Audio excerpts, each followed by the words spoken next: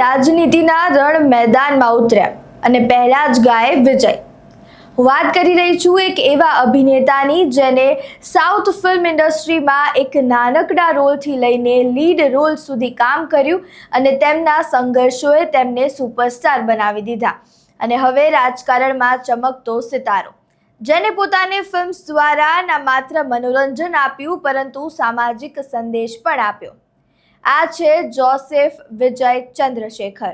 Film ઇન્ડસ્ટ્રીમાંથી અચાનક retirement લઈને રાજકારણમાં પ્રવેશ કરતા વિજય થલપતિનું જીવન નાનપણથી જ ફિલ્મની આજુબાજુ રહેલું છે। 22 જૂન 1974ના રોજ ચેન્નઈમાં વિજયનો જન્મ થયો। પિતા પહેલાથી જ ફિલ્મ ડાયરેક્ટર હતા, એટલે બાળપણથી જ વિજયને કેમેરા અને એક્ટિંગની દુનિયા મળી ગઈ હતી। વિજયે બાળ કલાકાર તરીકે ફિલ્મોમાં કામ શરૂ કર્યું, પણ જ્યારે હીરો તરીકે આવ્યા ત્યારે શરૂઆત એટલી સરળ ન હતી। ઘણી ફિલ્મો ફ્લોપ ગઈ। લોકોએ કહ્યું કે વિજયમાં સ્ટારડમ નથી, પરંતુ એક ફિલ્મ ગિલ્લી, જેને વિજયના એક્ટિંગ કરિયરમાં ખૂબ જ મહત્વપૂર્ણ ભાગ ભજવ્યો। આ ફિલ્મે વિજયને માસ સુપરસ્ટાર બનાવી દીધા। ડાયલોગ, ડાન્સ અને સ્ટાઇલ બધું જ લોકોના દિલમાં બેસી ગયું। એક પછી એક હિટ ફિલ્મો આવી।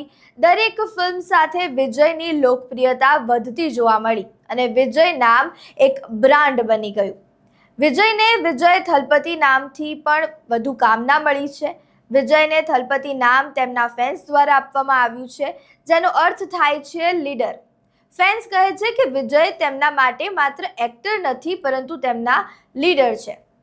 2024માં અચાનક વિજય રિટાયરમેન્ટ લે છે અને તેમના ફેન્સ માટે આ એક શોકથી ઓછું નહોતું।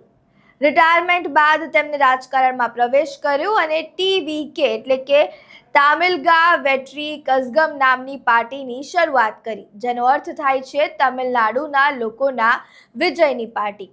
રાજકારણમાં પ્રવેશતાની સાથે જ તેમના વિરોધીઓએ તેમના નામ જોસેફને લઈને અનેકવાર નિશાન બનાવવાનો પ્રયાસ કર્યો હતો, પરંતુ વિજયે હંમેશા પોતાની ઓળખ માત્ર તમિલ તરીકે જ આપી છે।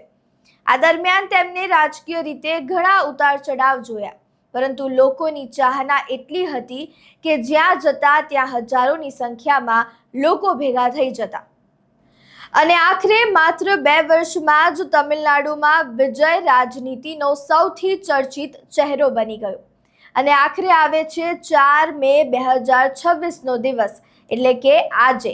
ના માત્ર વિજય પરંતુ તેની આખી પાર્ટીએ રાજનીતિના તમામ પાસાઓ બદલાવી નાખ્યા। તેમની પહેલી જ ચૂંટણીમાં તમિલનાડુની સૌથી મોટી પાર્ટી બનીને સામે આવી, તમામ લોકોને ચોંકાવી દીધા। તો આ હતી જોસેફથી લઈને થલપતિ સુધીની કહાની, જેમાં એક્શન પણ છે, ડ્રામા પણ છે અને લોકોની આશાઓ પણ છે। તમારું આ સમગ્ર મામલે શું માનવું છે? તમારું વિજય થલપતિ વિશે શું માનવું છે? તમારા ફેવરેટ સ્ટાર એ છે કે નહીં, એના વિશે અમને કમેન્ટ બોક્સમાં જરૂરથી જણાવો। વિડીયો પસંદ આવ્યો હોય તો લાઇક, શેર, કમેન્ટ કરો અને મારી ચેનલને સબસ્ક્રાઇબ કરવાનું ભૂલતા નહીં। નમસ્કાર।